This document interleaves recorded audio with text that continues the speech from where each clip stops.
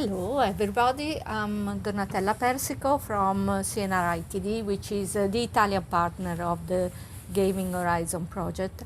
And together with Carlo Perrotta, the project manager, we will be talking about the interviews with the stakeholders involved with research and development of games that have been carried out just after the literature review.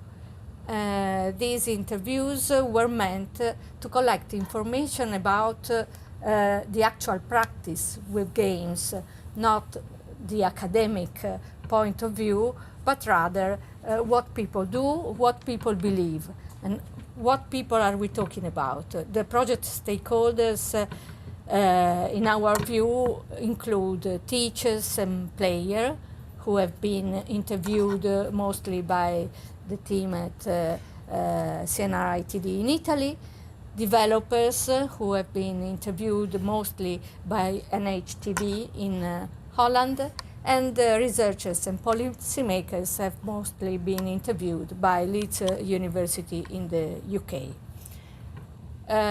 We strived to reach a sample of interviewees in Europe and outside, and we managed to reach quite a big sample. We're talking about 77 interviews plus 10 with developers carried out at the outset of the project by NHEV during the GDC conference. And of these interviews, 73 have been transcribed and analyzed with a tool called NVivo in order to systematically look for information concerning the various aspects that are relevant to the project. To do so, ITD, which was the Work Package coordinator, developed a codebook as inclusive as possible to guide the analysis of this transcript and make sure that there was an homogeneous approach across partners in doing this piece of work. So, going into more detail, I will be talking now about interviews with teachers players. These are a bit tricky because the interviewees are not familiar with the terminology that researchers use. So we had to devise an approach that allowed us to collect the information without influencing the interviewees, and also trying to solicit their opinions, and we did so with some graphic support. We prepared some visual prompts that were shown during the interview to the interviewees. Most of the interviews were carried out with Skype, and therefore we could show them the prompts and suggest the themes we wanted them to reflect upon and discuss. Mostly, this is the schema we used with teachers, but the one we used with players was very similar. We started from their experience with games. We went on with their beliefs about what games can do for learning, what type of influence they have on the development of the individual, and also if they had knowledge or were aware of ethical problems concerning play. And then we broaden up the scale of the interview by soliciting opinions about the impact of games in society, the role of games in society, and also soliciting suggestions. We may call them recommendations for other stakeholders like themselves, other teachers, but also suggestions they had for the other types of stakeholders, such as students, for example, developers, for example, researchers, and policymakers. So I'm going to say you a few words about what came out from the teachers' interview first. First of all, the beliefs that they express. There was a general agreement that games have great potential for learning and for the development of the individual. There was in particular a lot of interest from what games can do for developing transversal skills, such as, for example, collaboration skills, critical thinking, problem solving, etc. This is also one of the interests of researchers and academic research, and as we know from the discussion of the literature review, we haven't got much evidence about this potential of games, but still it seems that teachers count on this type of contribution that games can give to their teaching. We also understood from their description of their experience with using games that games are being used in a variety of ways, including, for example, not only using games that have been developed with educational purposes, but also using other types of games, such as entertainment games, for example, in order to stimulate reflections in the students on personal, social, ethical, and philosophical issues that would be otherwise pretty difficult to tackle with young people. And of course, games are also part of media literacy. The importance of knowing how to manage and how to critically use media is a knowledge in most European countries, and games are an important part of that. However, and in spite of the fact that we've been interviewing teachers who have used games in school, and therefore the sample is a sample of people better informed than the average about this topic, many expressed the need to understand even better the potential of games for learning and the conditions for realizing such potential. And this need was also expressed in terms of, in more general terms, by soliciting, for example, better training for themselves and for all those that inside the educational institution can support the introduction of games into education. For example, school leaders, colleagues, and parents. Many mentioned the fact that this support is presently lacking, and sometimes parents don't even consider activities that are based that make use of games as serious activities and useful in school. They also mentioned some of the downsides of gaming. They are quite aware, for example, of the problem of addiction, if anything, because sometimes some students come to school after having played the whole night and therefore not being very responsive to the activities proposed by the teachers, and also mentioned sometimes the sedentary lifestyle that could be induced by the excess of gaming activities, forgetting perhaps that there are also a lot of games that actually comprise and induce physical activity. They felt a need to foster a stronger game culture among parents and educators in general. They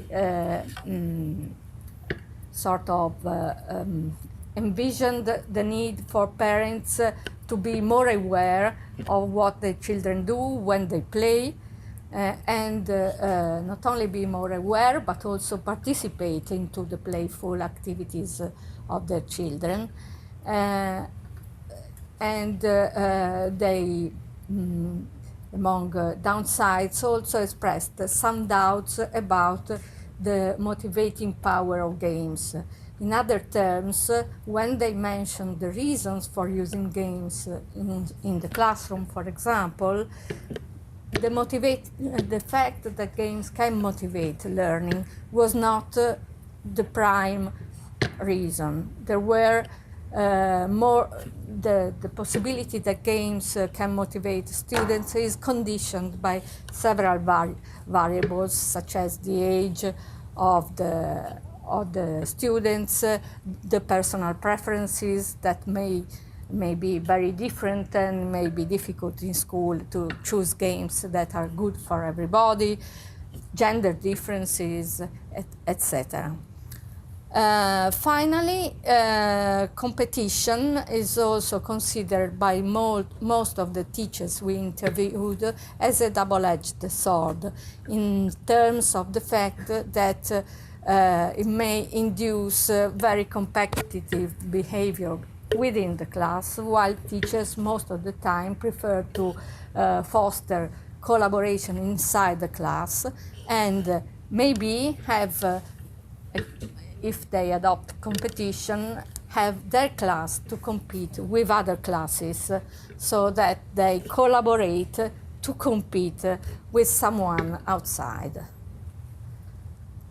As far as beliefs of players, we can mention first and foremost that players focus mostly on their relationship with games outside school.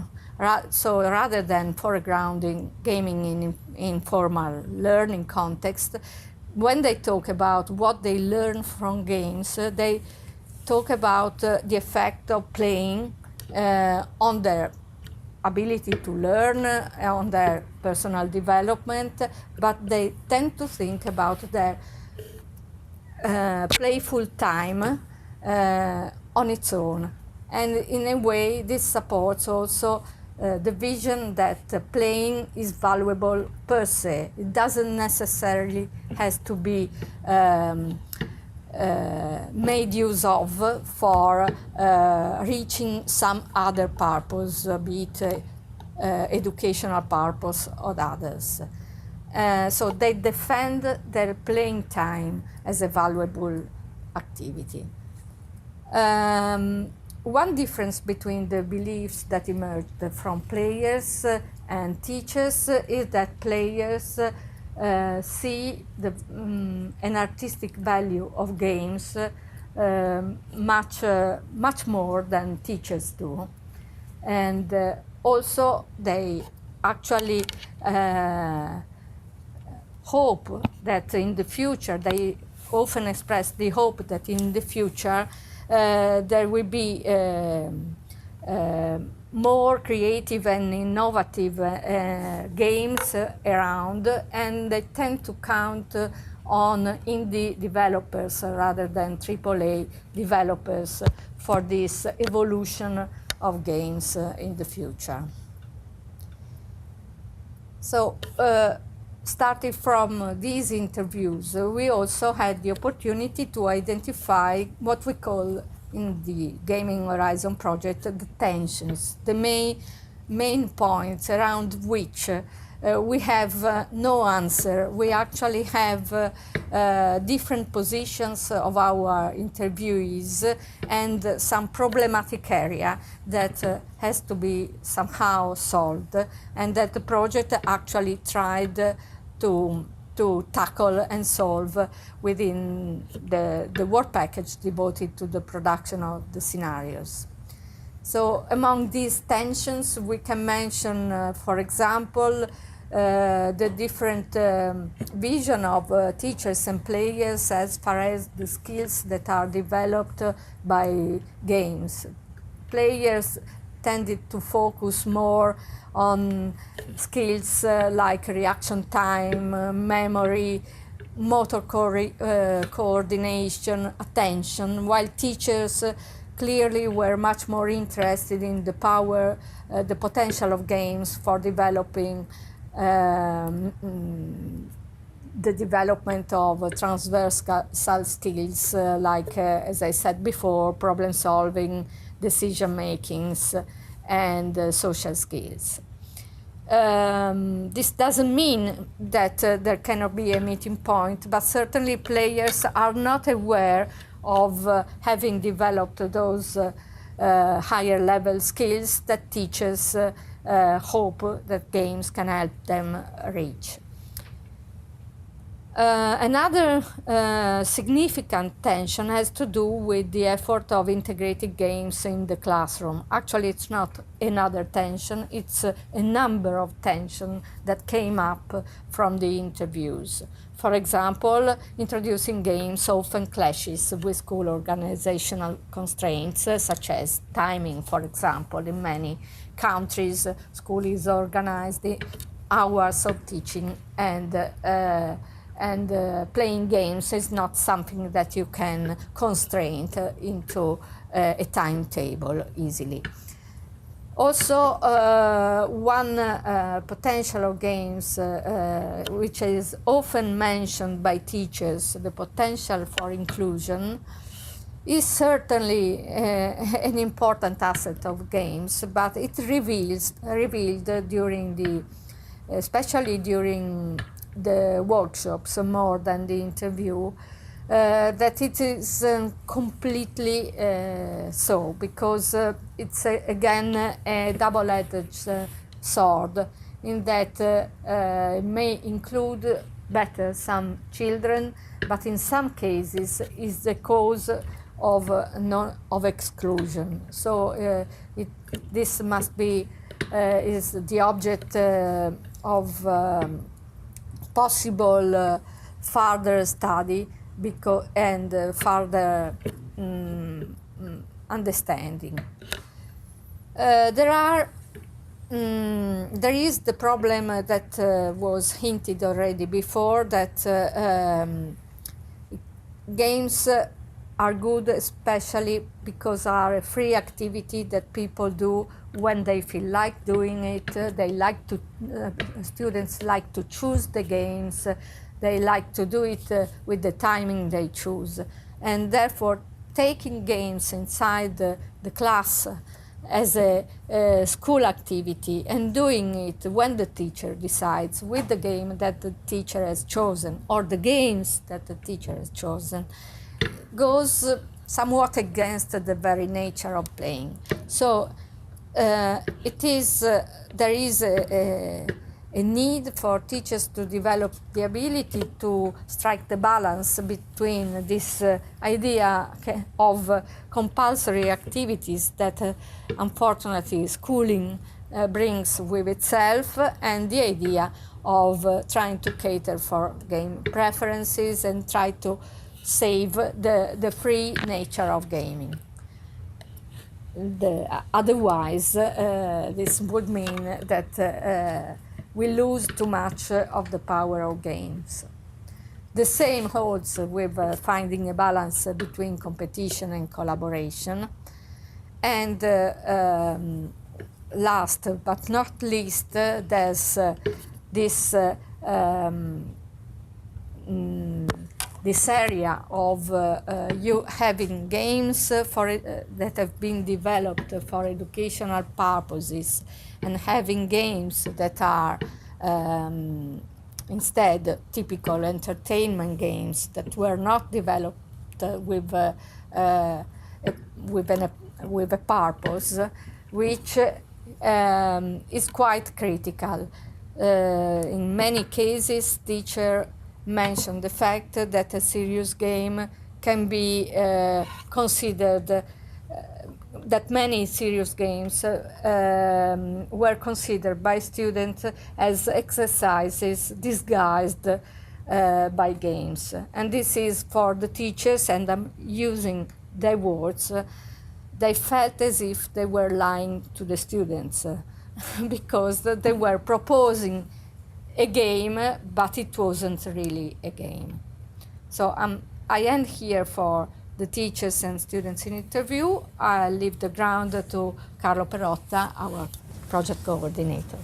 Yes, in the next few slides, I will briefly go over the findings that emerged from our interviews with game developers and researchers. Before doing so, I thought it was important to make a distinction that kind of informed our engagement with developers in particular. There is this interesting distinction in the European development community, game development community, between a mainly institutionally funded group of developers focusing mainly on serious and applied games, working mainly with public institutional funding, often from the European Commission, and working often at the interface of research, academia, and development, involving small studios or individual developers. And then there is the kind of more industry-oriented community or developers, looking mainly at the actual market of gaming, not receiving a lot of funding or not funding at all, although they would definitely like to get some public money in order to afford a more sustainable business model. Not much interested in research, and mainly trying to engage in some shape or form with the rules of the market, and often struggling to do so. And these two communities don't really talk to each other. The first one is already kind of very much embedded part of the institutional frameworks of European funding, and their survival, to a significant extent, depends on those funding and institutional frameworks. The other community operates outside of those frameworks, in the wild, so to speak.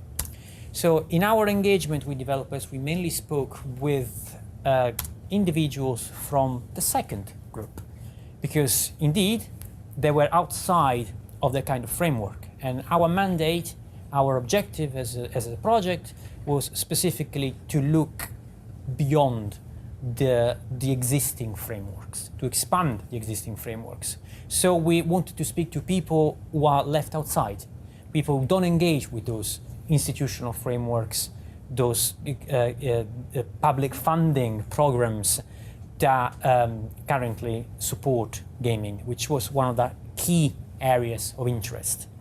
So we spoke to those people, and we sort of found a number of interesting themes that worth reporting. Some of these have been covered already in previous talks, previous videos, and have informed our outputs, our recommendations, our scenarios, and our manifesto. We found that there is an increasingly nuanced notion of who a developer is. The issues of diversity and inclusion are reflected not just in the design process as kind of design concerns, but also in terms of the composition of development teams. There's more openness, at least in terms of intention, in terms of goodwill. So looking at the future is definitely something promising or desirable. We found a kind of rather emphatic negativity towards serious and applied games. And this negativity was articulated not just in terms of design aspects. It wasn't just a matter of craft, although that was a significant component. Serious and applied games weren't just considered as bad games, were often just not quite up to scratch in terms of the craft of developing video games, not having quite the same sort of standards as commercial video games or independent video games. It wasn't just that, although that was a component. It was also, there was something more nuanced, something a bit more sophisticated in this sort of negativity. And that was mainly the fact that these developers kind of were fully committed in many cases to the development of games with a social conscience. to games for good. But they were very much reluctant to compromise on their creative process in order to fulfill some kind of externally imposed set of criteria about what is serious, what is educational, what is worthwhile. The idea here was that these themes, these objectives, these goals should emerge organically from the design process, from the creative process, and from the gameplay process, from the ways in which people engage with a video game. So again, quite sophisticated understanding. It wasn't just about the craft or you know the actual process of developing the game, but more about kind of an ethical set of considerations about how those values should be embedded in the design, how they should inform the design without being constrictive and without compromising the creative process. Some developers also highlighted the potential for negative outcomes of playing video games. That's also a growing concern. We talked about this idea of dark design, the fact that there are exploits, there are hooks that can be embedded in the development process in video games in order to encourage, in order to artificially engineer levels of engagement which may be actually unhealthy. So there is an increasing awareness in the development community about these aspects. There was also a general skepticism, negativity towards academic research, and a general sort of consensus that the traditional dissemination channels of academia are inadequate. Again, this is something that was covered already, something that we encountered many times in our engagement with developers, something that other talks have touched upon. Something quite interesting that emerged from our engagement with developers was also this idea that worthy themes, ethical goals, can be pursued by putting more emphasis on the storytelling and narrative aspects of video games. That the narrative dimension, the narrative aspect of a video game holds great potential to convey themes, ideas, which are not always easy to convey otherwise. Themes that could be said, could be considered serious, could be considered to be culturally sensitive. So there is this idea that storytelling holds great potential in that respect. And these are, for example, themes of representation, themes of inclusion, and other kind of notions along those lines, and the potential that how those ideas can be sort of conveyed through storytelling and narrative. And when looking at the future, this is what many developers kind of emphasized, the potential of storytelling and narrative. So moving on to the research perspective, here we found a fundamental sort of the sort of distinctions that were already identified in our literature review came to the surface here quite strongly, again, in terms of how different researchers were positioning themselves as academics and how they were sort of constructing their engagement with disciplinary fields, disciplinary areas. The fact that the lack of communication that I mentioned between academia and development is a problem that actually exists. It's very much present also within the academic world itself. There are, in other words, academic communities interested in video games, doing valuable work on video games, communities that don't communicate with each other, that don't interact with each other. There is generally, a quite large community working on psychological or social scientific research, still trying to confirm or debunk the causation argument. There is an outcome-oriented or engineering, computer science perspective. again, working mainly with serious and applied games, often with an educational focus. And then there is an emerging media studies and sociocultural perspectives interested in cultural significance for games, identities, politics. And all of these communities don't really talk to each other. They go to different conferences, they publish in different journals, and this sort of disconnect in the academic world really kind of contributes to this idea of fragmentation and the fact that the knowledge that we are creating around games doesn't really transition from academia to the world outside.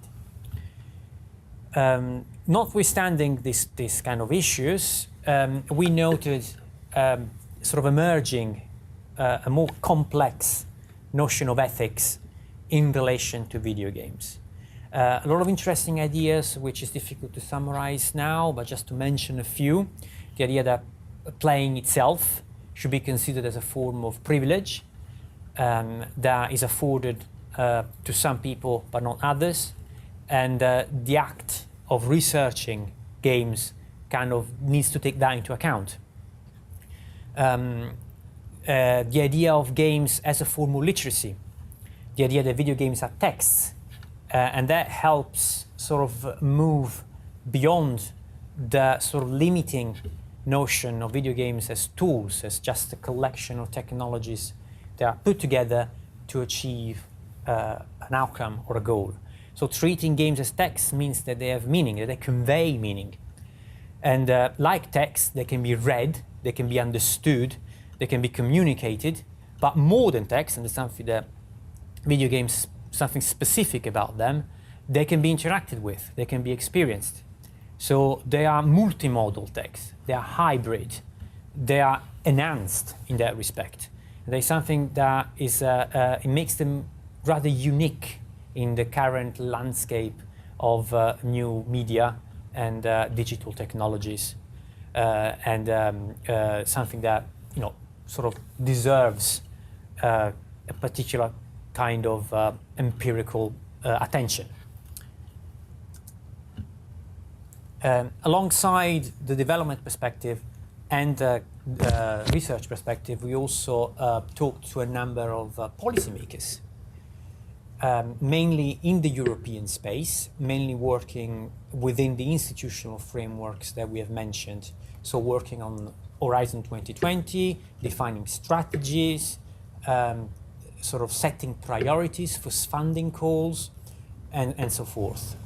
What we noted here in our interviews is that there is a tension between the more institutional position, the mainstream policy position, where video games are mainly seen as instruments, as tools in the service of market expansion or market creation, in the service of job creation, and in the service of technological innovation. And the emphasis here is in particular on the serious and applied games sector, viewed in European policy circles as a sector that is in need of support and in need of nurturing in order to be developed, in order to grow. And that was something we thought was quite interesting, because it shows that there is a rather strong disconnect between how European policymakers in this particular space, in digital technology, view gaming and serious gaming, and how in the real world, actual developers, actual players, actual educators really see things. The fact that there is a generalized skepticism around this distinction between serious and entertainment, and the strong emphasis on the games and instruments, games as a means to an end, does not resonate with the real world, in a nutshell. Despite that, we also came across a minority position in the kind of policy group, sort of raising issues of responsible research and innovation, raising issues of ethics around game development and game usage, and raising issues of educational relevance. In particular, quite interesting point that was raised by one policymaker working with education ministries and kind of highlighting the fact that despite education and learning objectives are often featured prominently in programs, the projects funded by the European Commission to support games, actually there is really not much engagement between these projects and actual education systems. The priority, in the words of this particular policymaker, is our priority as education policymakers is to look at the quality of education systems, whereas the technology people, as this person called them, they are looking at stimulating growth in terms of a digital single market and opportunities for European business. So there is a tension there, there is a contradiction in terms of how these games are justified in policy terms, how they are the sort of social and cultural and educational goals that are highlighted through funding calls and through the way policymakers articulate strategies and priorities, and the actual relevance that they have for education systems in Europe. And again, a tension that is probably worth unpacking and challenging a bit more. So finally, just to summarize some of the main points from Donatella's intervention as well as mine, we could say that what we really gathered from this exercise, from this data collection exercise, is that the discourse around gaming is changing and is getting more and more sophisticated, it's getting more complex.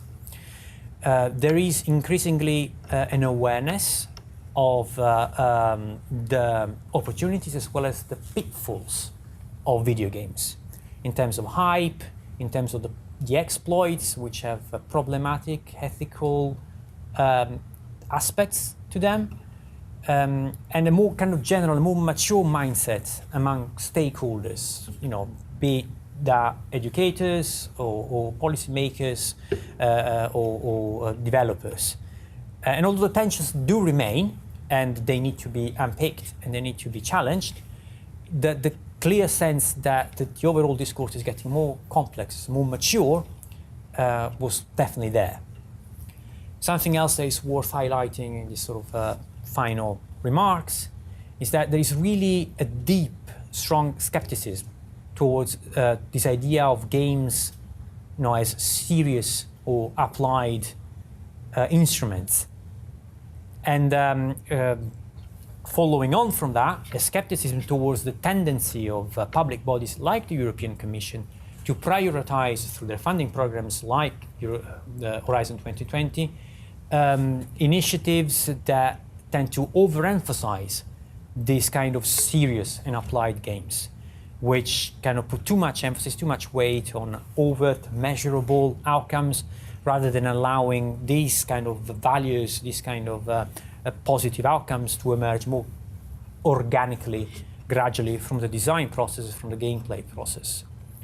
What we also noted by sort of engaging with researcher is that although there is still interest in this idea of questionable content, the depictions of violence, the research on violence in video games has featured prominently in headlines for decades now.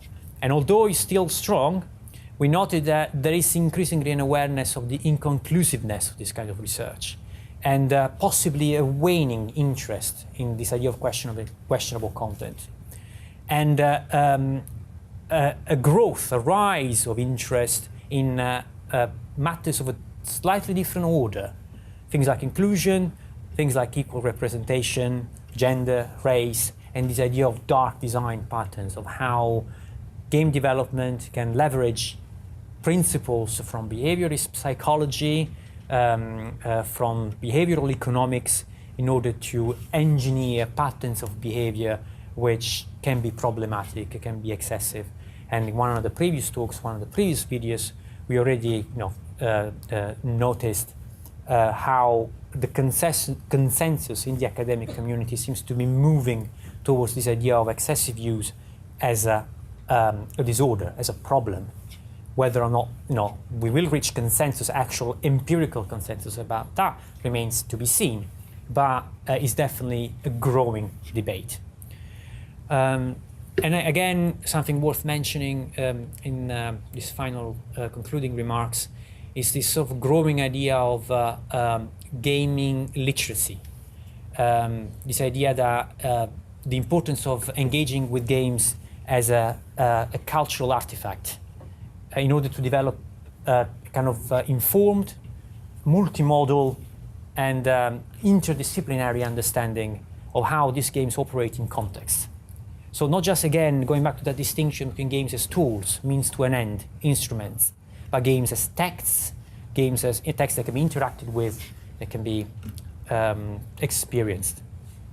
And finally, the issue of regulation, something that in sort of more technology, innovation-oriented circles, communities, is very often seen as a dirty word, sort of constraining innovation, constraining creativity. But actually, we found by engaging with our stakeholders that issues of regulations are not necessarily, do not need to be seen as necessarily constraining or negative. That there is definitely discussion, a debate to be had around issues of usage, around how to excessive usage, around issues of how some principles of design can be misused, how development processes, development practices can be sort of assisted, how the sort of things that we can do to increase representation and inclusivity at all levels of the gaming spectrum, from the design moment to the usage moment.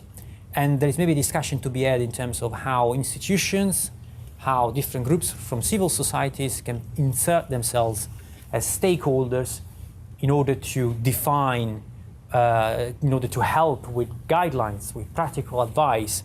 You may call it soft regulation, but it's definitely a discussion that probably needs to happen. So that's it.